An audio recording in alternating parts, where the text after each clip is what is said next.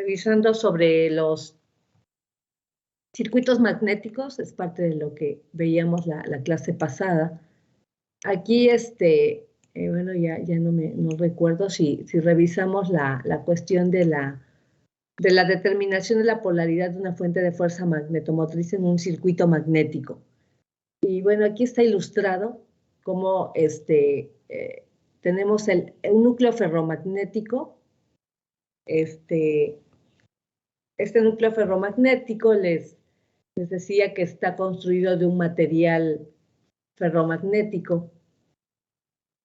Ese material ferromagnético lo caracteriza, pues, permeabilidades muy elevadas, la permeabilidad del material, que en materiales ferromagnéticos esta permeabilidad anda del orden de cientos a miles o a millones también.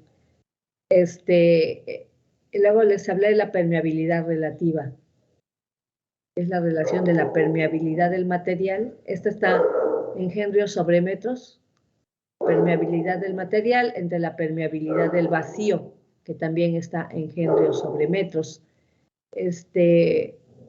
La permeabilidad del vacío suele tomar el valor más bien toma el valor de 4 veces pi por 10 a la menos 7, en henrios sobre metros, como ya dije. Este vacío, esta permeabilidad de vacío, es una permeabilidad medida en un laboratorio. Es decir, bueno, todas son en laboratorio, pero lo que quiero decir con esto es que generan un vacío en un laboratorio, un espacio vacío, le miden su permeabilidad y esta resulta ser de 4 veces pi por 10 a la menos 7. Entonces, por eso le llaman la permeabilidad del vacío,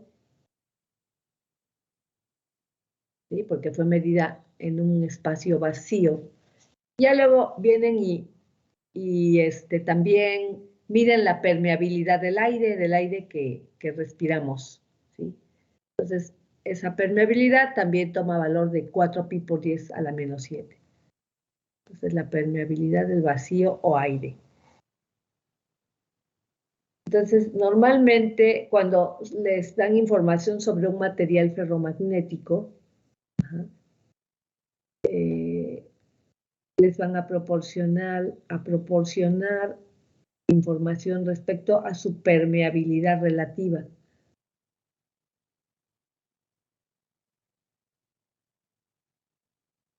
¿Sí? Sobre su permeabilidad relativa, ya que es una medida útil de comparación, ¿sí? Por ejemplo, si tenemos diferentes materiales ferromagnéticos, ahí, bueno, esos cuadros que estoy dibujando, digamos, son como el material A, el material B, digamos, tiene permeabilidad de 1000 y tiene permeabilidad relativa de 2000. Entonces, la permeabilidad relativa es una medida útil para comparar a diferentes materiales en cuanto a su capacidad de magnetización. Decimos, bueno, ¿qué material tiene mayor capacidad de magnetización? Bueno, el que tiene mayor permeabilidad relativa, ¿no?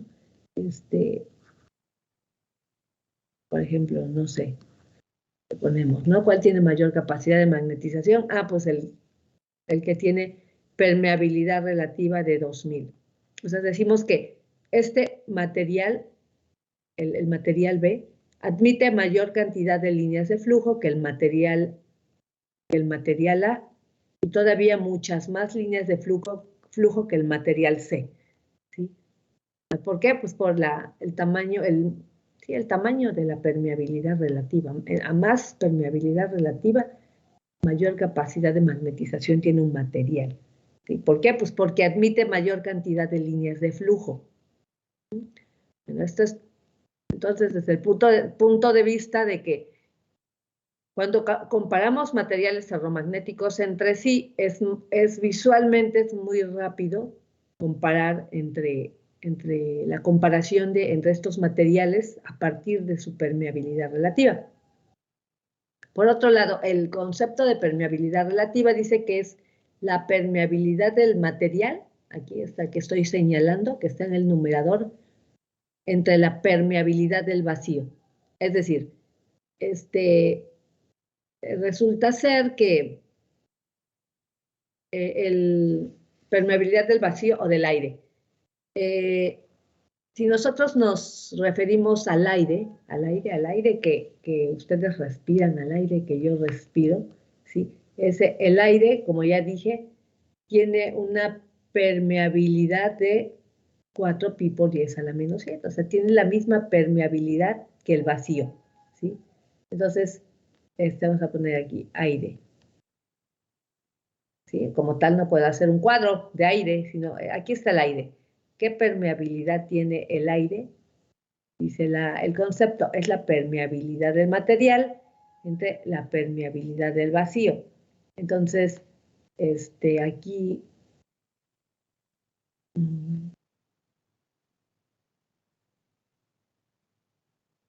voy a borrar porque no me cabe. Quiero escribir.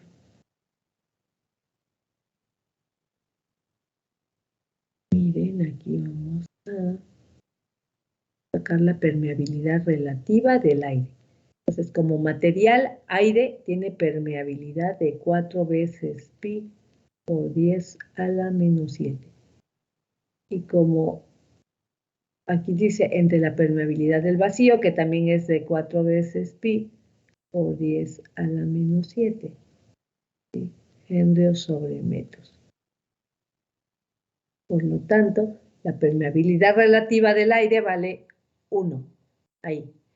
Entonces, vean, ahora sí, si nosotros comparamos el material, entre el material B y C y el aire, ¿cuál tiene mayor admisión a las líneas de flujo? Pues los materiales B y C.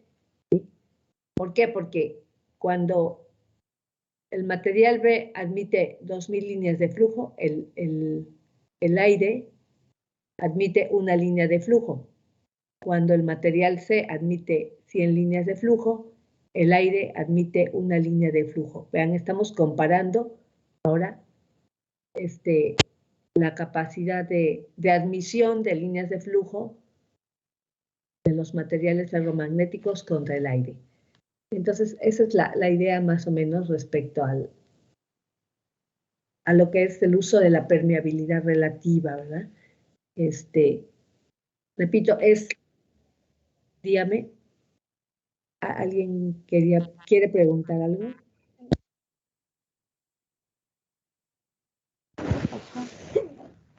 Está en todo el frío. Pero estoy en clase, no. Estoy en clase.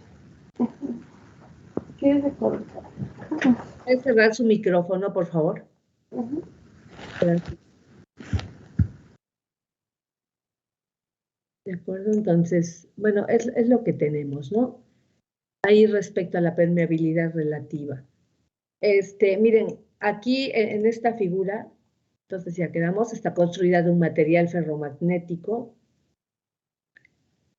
Por lo tanto, bueno, no les dan el valor de su permeabilidad, pero tiene una permeabilidad elevada, es material ferromagnético.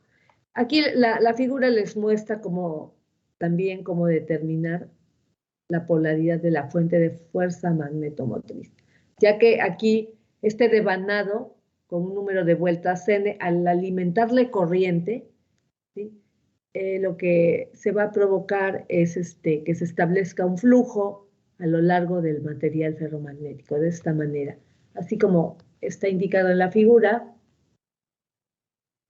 pues el flujo se va a establecer a lo largo de todo el material ferromagnético. O sea, a las líneas de flujo, digamos en sentido figurado, a las líneas de flujo les gusta circular a través de materiales que tienen permeabilidades relativas muy elevadas.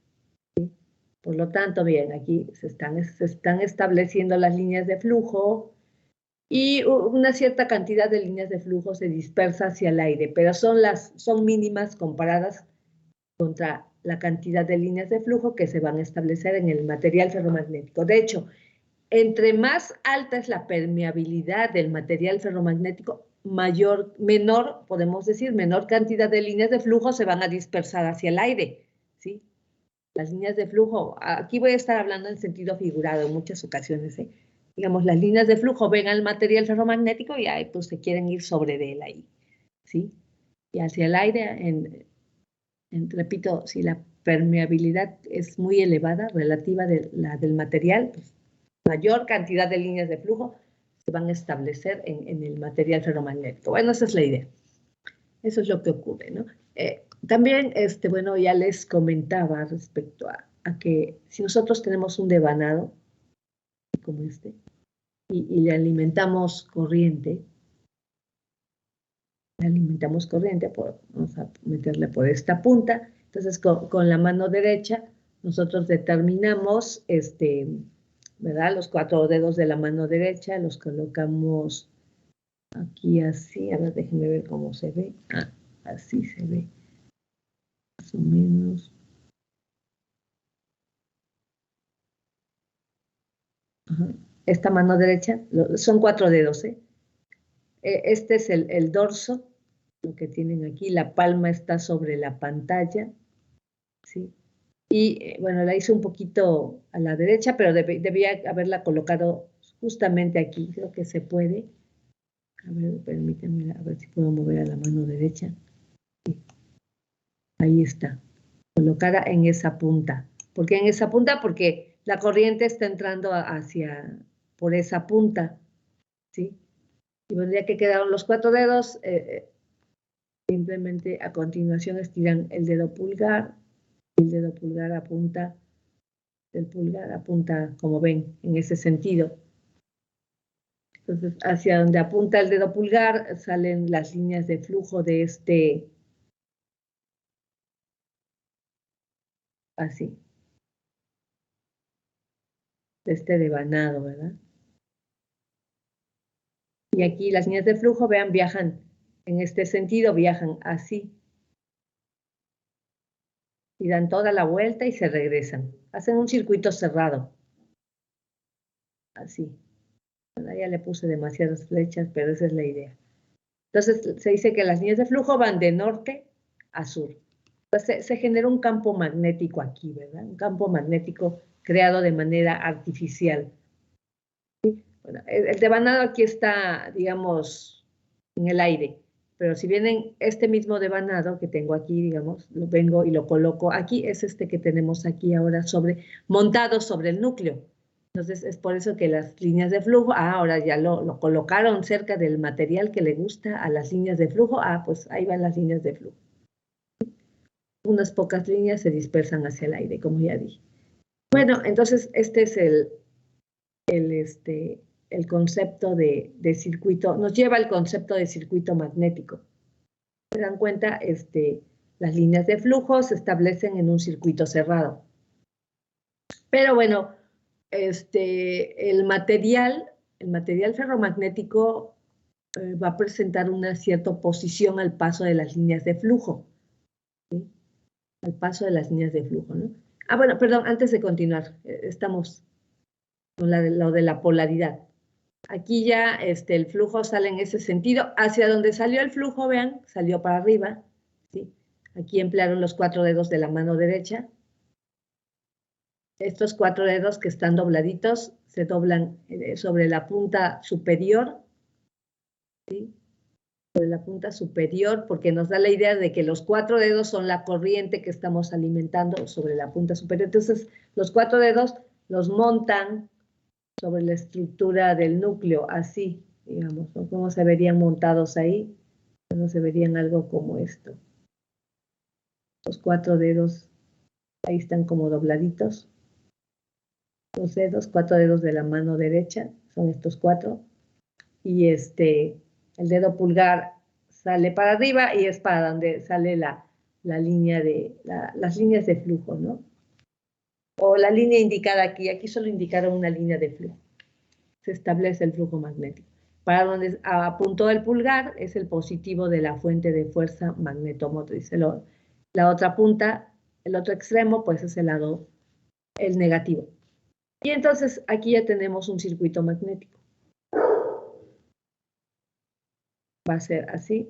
Ahora, aquí estamos considerando que este núcleo, esta estructura que tenemos aquí, maneja la misma área de sección transversal. Por el momento voy a considerar eso. ¿A qué se refiere esto? Bueno, si aquí miren, le hacemos un corte y medimos esta área. Esa área se mantiene a lo largo de todo el núcleo. Es la misma área. Y así, no sé, vamos a suponer que de profundo mide 5 y de aquí a acá mide 5, entonces sería un área de 5 por 5. 5 por 5. Entonces el área, decimos, mide 25 centímetros. ¿Está en centímetros?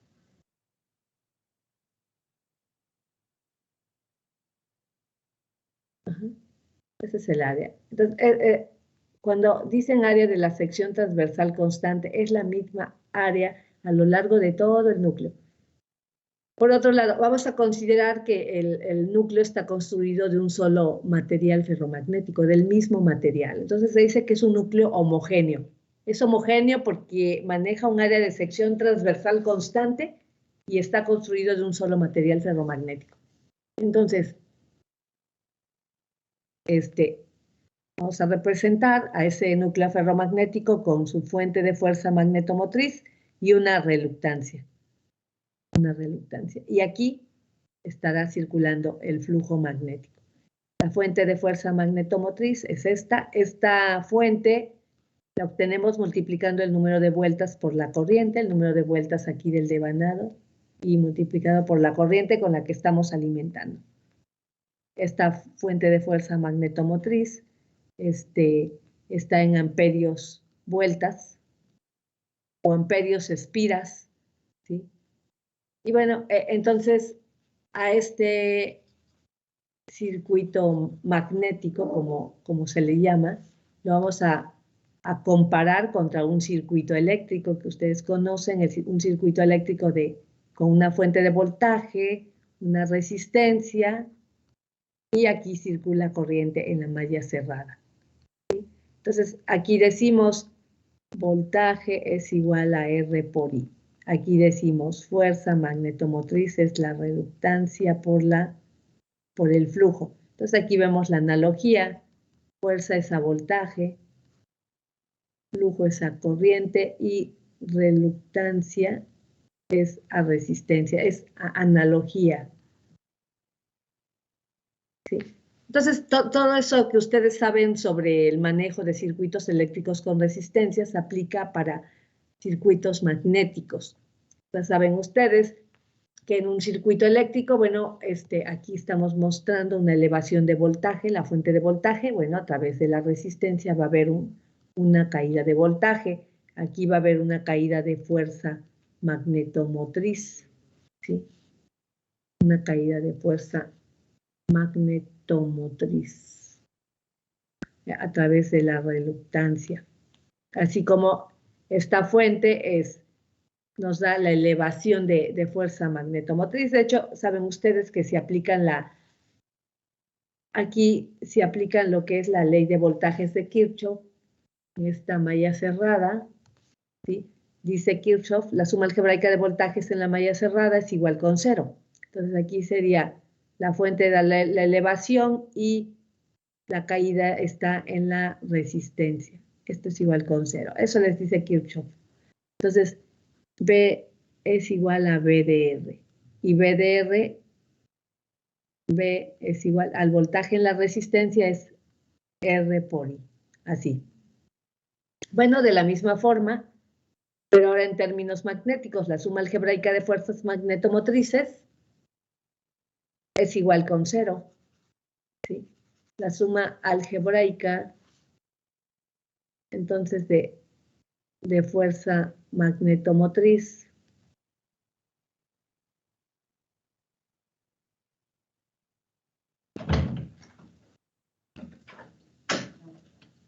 Es igual con 0. Entonces dice la ley circuital de Ampère. ¿Sí? Aquí no es LBK, no es ley de voltajes de Kirchhoff, es ley circuital de Ampère. La suma algebraica de fuerzas magnetomotrices, la fuerza magnetomotriz de elevación positiva, la caída de fuerza magnetomotriz. Proba, creo que se le trabó. Se le trabó, creo ya, el cursor, no sé, bueno, la computadora. Ok, no están viendo el... Ah, ya, ahora sí, ya.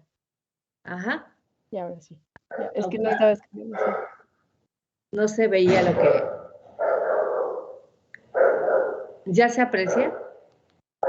Sí, ahora sí, ya. Ok. Ya pude entrar, maestra. Ya pude entrar. Ah, ok, Karen, qué bueno que resolvió su problema. Gracias, sí. Bueno, aquí ley circuital de Ampère, suma algebraica de fuerzas magnetomotrices, se despeja y la caída de fuerza magnetomotriz a través de la reluctancia es igual a la reluctancia por el flujo. Entonces, vean, las relaciones que se generan aquí para circuito eléctrico son análogas a las que se están generando para circuito magnético. Digamos que son las mismas ideas, nada más que pues para magnético y para eléctrico, ¿verdad? Es lo que se puede apreciar. Bueno, no sé si hay alguna duda, alguna pregunta. Entonces, aquí se está revisando el concepto de fuente de fuerza magnetomotriz, circuito magnético, analogía entre circuito magnético y circuito eléctrico, permeabilidad relativa de un material, ¿verdad? Aquí. O permeabilidad del material, como la de arriba es permeabilidad del material, permeabilidad del vacío, permeabilidad relativa, relaciona estas dos. ¿Sí? Compara esta contra esta.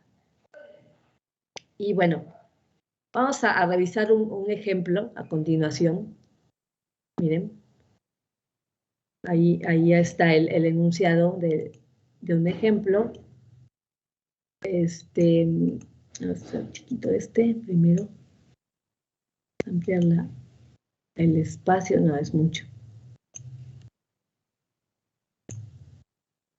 Dice la figura 1.7a, aquí esta es la figura de 1.7a, se observa un núcleo ferromagnético de 3 lados. Perdón, se observa un núcleo ferromagnético. 3 lados de este núcleo tienen una anchura uniforme. Miren, cuando se refiere a la anchura, dice, mientras que el cuarto es un poco más delgado. Se refiere aquí es, fíjense, este es lo ancho. Son 15 centímetros. Aquí está con las acotaciones. Ajá. Luego, este lado de aquí a acá tiene, ¿cuánto? 15 centímetros. Uh-huh. Y este otro lado, el de la parte inferior, tiene 15 centímetros. Uh-huh. Ahora, este lado tiene una anchura de ¿cuánto? De 10 centímetros. ¿Verdad?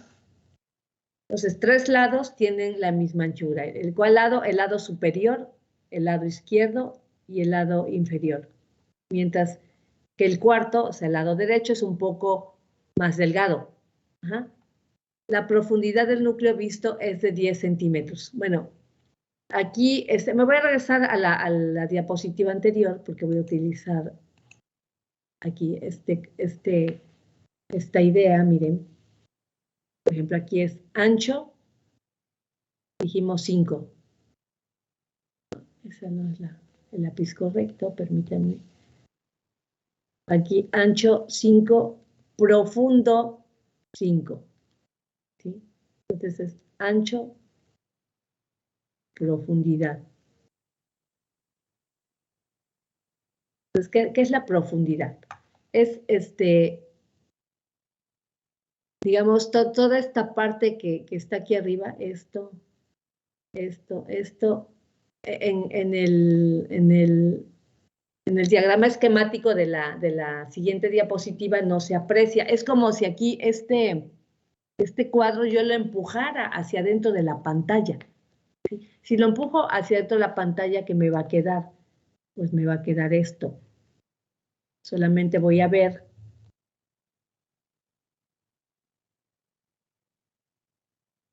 Voy a ver esto. Bueno, no le estoy poniendo la fuente, me interesa nada más la figura por el momento. Voy a ver esto, ¿sí? O sea, esto que estoy observando aquí, todo esto, es esta parte nada más, ¿no? Aquí. Es esta parte, todo el cuadro. Entonces la profundidad, perdón, no la veo. La profundidad pues está sumergido 5 centímetros el cuadro adentro del pizarro, de la pantalla. Entonces la misma idea tenemos aquí, solo me están mostrando, digamos, una parte del núcleo. No me lo dan en perspectiva. Si me lo dieran en perspectiva, yo vería la profundidad de la que hablan ahí, los 10 centímetros. 10 centímetros de profundidad. Entonces, si yo observara los 10 centímetros de profundidad,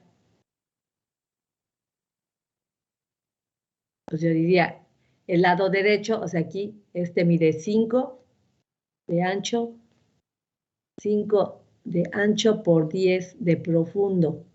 Entonces, ahí yo sacaría un área de...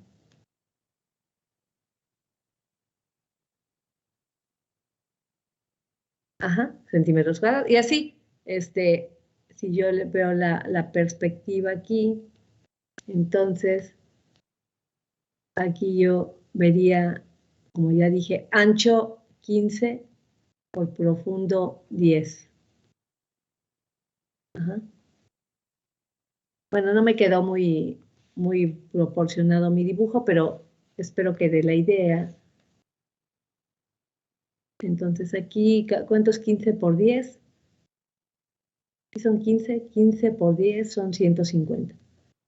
El área son 150 centímetros. Sí lo multipliqué bien. No lo multipliqué bien, porque no mide 5, mide 10. Perdón, aquí no mide 5, aquí mide, estoy revolviendo con la información del ejercicio de la página anterior, aquí mide 10 por 10 de profundo. 10, entonces son 100 centímetros cuadrados, ¿no? Y aquí 150, y así. Entonces, podemos ver, queda clara la idea que les estoy dando aquí. Mide 15 por 10. Entonces tiene la misma área, digamos es el área 1. El área 1. Aquí 15 por 10. Esto también es el área 1. Entonces podemos decir ya que el lado superior, ¿sí? de esta estructura, el lado superior, el lado izquierdo y el lado derecho manejan la misma área de sección transversal, mientras el lado, superior, izquierdo, derecho, misma área de sección transversal, mientras que el lado derecho, esta columna que vemos aquí, maneja un área más pequeña. Es lo que tenemos. Entonces, ¿cuántas diferentes áreas hay en el núcleo? Hay 2 diferentes áreas, el área 1 y al otra que le podemos llamar el área 2. El área 2, ¿sí? El área 1 y el área 2. Ahora, vamos a revisar cómo generar el circuito magnético a partir de este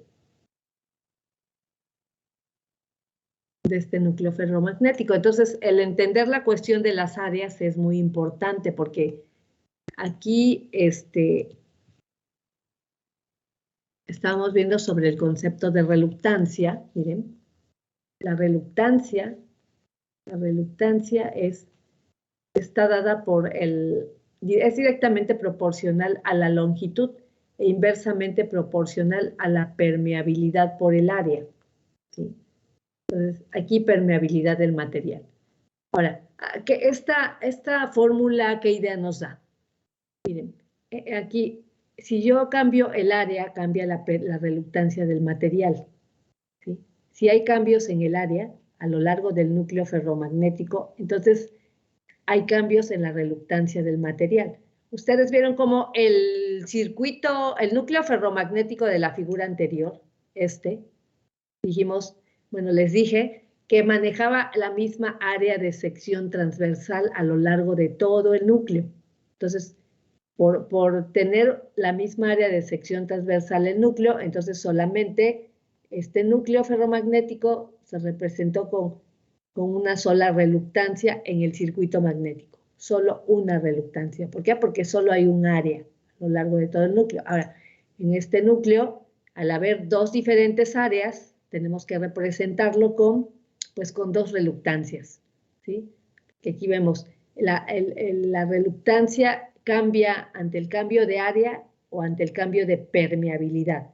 Ahora vamos a considerar que este núcleo, bueno, se está considerando aquí, que este núcleo está construido de un solo material. Aquí les dicen, miren, les dicen que la permeabilidad relativa es de 2500, es decir, solo es un solo material. Si fueran dos materiales, les diría, no, pues fíjate que la parte superior tiene permeabilidad de 2500, la parte inferior tiene permeabilidad de 1000, o sea, les darían la descripción y la permeabilidad de los diferentes materiales que conformarán al núcleo, ¿sí? Pero no es así, solo les hablan de una sola permeabilidad. De hecho, bueno, saben que la permeabilidad, lo acabamos de ver, es la relación de la permeabilidad del material entre la permeabilidad del vacío. Entonces, esta fórmula tiene que adaptarse a esto, ¿no? Aquí, si despejamos, la permeabilidad del material es el producto de la permeabilidad relativa por la del vacío. Entonces, cambio esta aquí.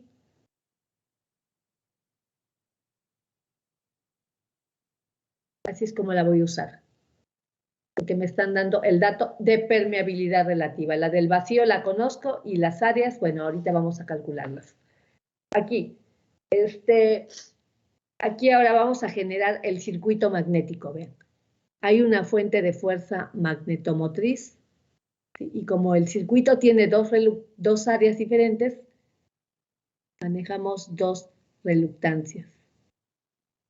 Llamémosle la reluctancia 1 y la reluctancia 2.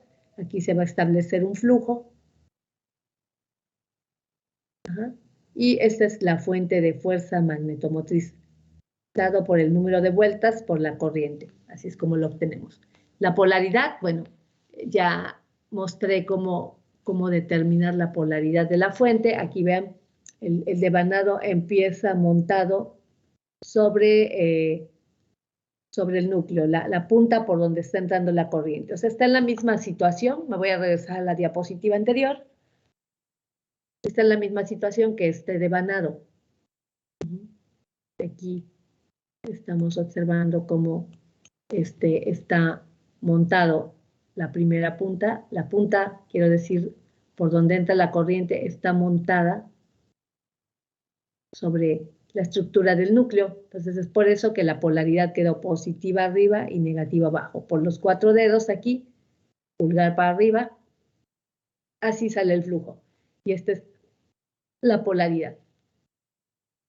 Entonces ya tenemos la polaridad, positivo, negativo.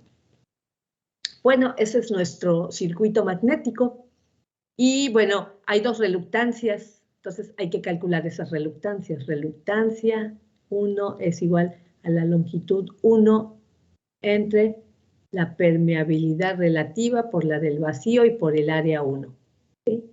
Y lo mismo para la otra, pero pues tiene sus propias dimensiones aquí de longitud. La permeabilidad es la misma que la reluctancia 2, ya dije, y el área 2 también va a cambiar. Entonces, es importante el cálculo aquí de esos, de esas dimensiones, las longitudes y las áreas, ¿no? Bueno, aquí le quito las flechas. Bien. Maestro, ¿cómo supo que había dos reluctancias? Porque hay dos áreas. Hay dos áreas. Ancho por profundo. Ajá. Bueno, aquí no se aprecia, pero el libro, el ejercicio ancho por profundo. Este es lo ancho. ¿Cómo se llama? Se nos da un dato, a ver, déjenme ver si se aprecia aquí. Ahí está. Miren, profundidad 10 centímetros. Entonces ya mostré qué es la profundidad. Ancho 10, profundo 10, 100 centímetros.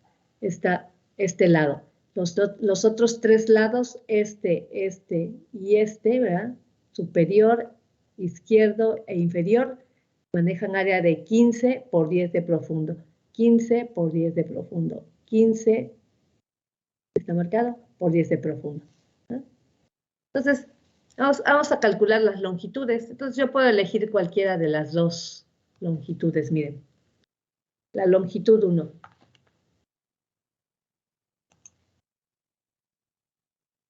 Bueno, estamos aquí revisando cómo el flujo magnético, ¿verdad? Se establece en un circuito cerrado a lo largo del núcleo ferromagnético. Aquí lo vemos, al flujo, ahí va, viajando.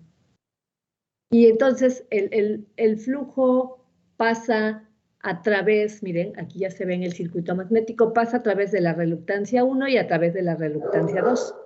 ¿De acuerdo?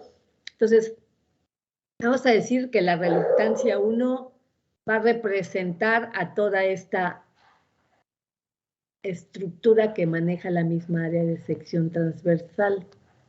Vamos a decir que viaja de aquí, de este centro, y nos vamos hasta ahí.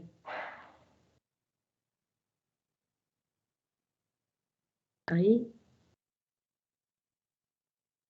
Y ahí. Esa es lo que nos va a representar a la reluctancia 1.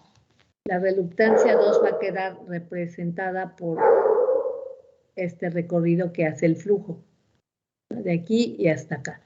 Entonces vamos a medir la longitud para la reluctancia 1. Entonces medimos de este centro, de este punto hasta este punto. ¿Cuántos centímetros hay ahí? De este punto hasta este punto.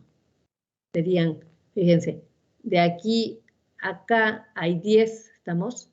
Entonces, si queremos la mitad, porque está a la mitad, serían 10 dividido entre 2. Ajá.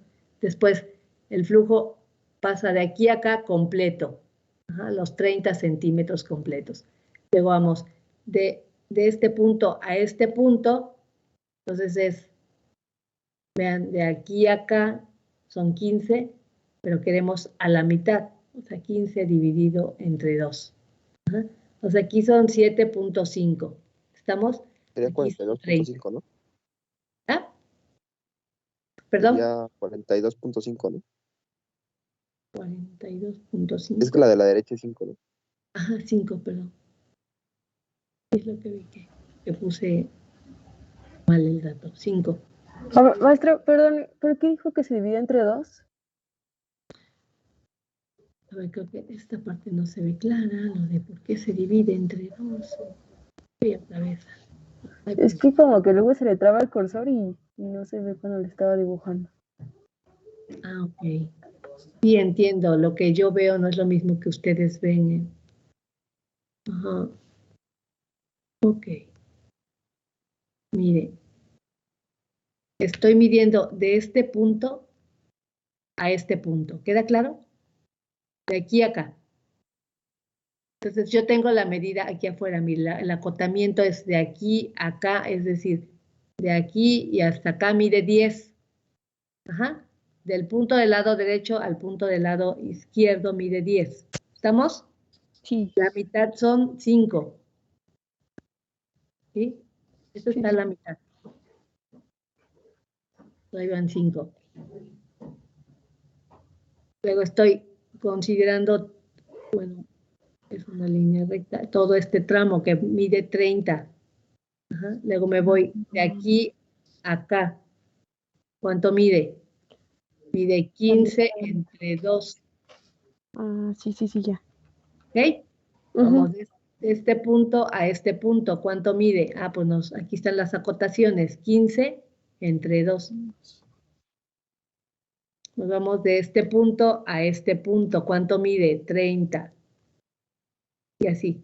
De este punto a este punto, ¿cuánto mide? 15 entre 2.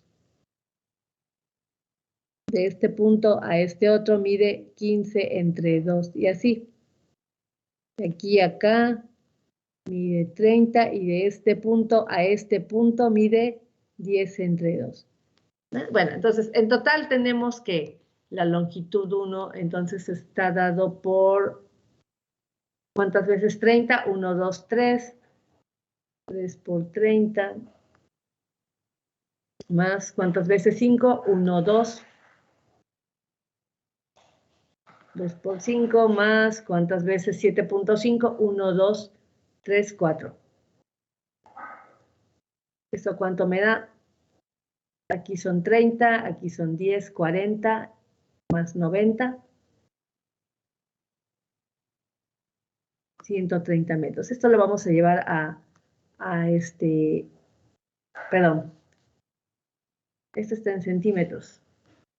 En centímetros. Y lo vamos a llevar a metros. Ajá, esa es la longitud 1. Nos vamos con la longitud 2. Entonces, la longitud 2 es la que va entonces, de este centro a este centro, que son 15 entre 2. Luego de este centro a este otro, son 30. Luego de este centro a este centro son 7.5. ¿Está claro entonces cómo calcular las longitudes? Entonces son 30 más 2 por 7.5, son 45 centímetros. La longitud 2 mide 0.45 metros, ¿no? Esas son las longitudes. Aquí son las que van aquí. Luego, las áreas. El área 1. Entonces, quedamos que todo esta, la parte superior, la parte izquierda y la parte inferior son las que manejan la misma área de sección transversal. Manejan un área de 15 por 10. 15 de ancho por 10 de profundo. 250 centímetros cuadrados. Esto lo llevamos a metros. Entonces, 0.015 metros cuadrados, ¿no? ¿Estamos? Y por el otro lado, el área 2 es la que tiene de ancho 10 y 10 de profundo, 10 por 10, 100 centímetros cuadrados, esto a metros, son, ¿qué? 1, 2, 3, 0.01 metros cuadrados. Ya tenemos, entonces ya tenemos los elementos, los datos suficientes para poder calcular las reluctancias. Aquí ustedes sustituyen, ¿verdad? 0.45 de la permeabilidad relativa, que es de 2500 por 4 veces pi por 10 a la menos 7, y por el área 1, que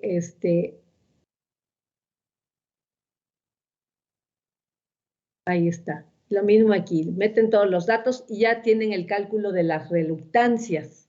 ¿Estamos? Ahora, aquí pide qué cantidad de flujo producirá una corriente de 1 amperio. ¿Sí? O sea, piden el flujo que se establece aquí cuando en la bobina está circulando 1 amperio. Entonces ya tienen los elementos suficientes. Miren, ya una vez que calculen las reluctancias, estas dos reluctancias están en serie. Podemos sacar una reluctancia total, que es la suma de R1 más R2. Vean, las reluctancias se comportan como si fueran resistencias. ¿Sí?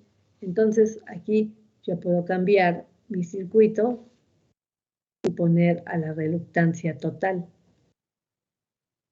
Entonces, si quiero el valor de la cantidad de flujo. El flujo es aquí el que está circulando, entonces decimos la fuerza magnetomotriz es igual al flujo por la reluctancia total. Simplemente despejo, ¿verdad? El flujo es la fuerza magnetomotriz, que es 200 por la corriente de 1 amperio, 200 vueltas entre la reluctancia total.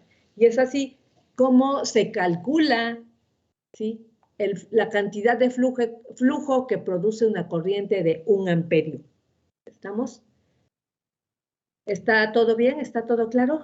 ¿Alguna duda, Sí, alguna profe. pregunta? Ok, No, profesora, No, todo profe, bien. todo bien. no hay dudas. Miren, ya son 8:30, se nos terminó el tiempo de la clase. Entonces, nos vemos aquí por esta plataforma en la siguiente reunión, por favor, jóvenes. ¿Sí? Ok. Los espero. Bueno, me despido, cuídense mucho, que tengan un excelente día. Igualmente, profe. Gracias. Hasta luego, maestra. Hasta luego.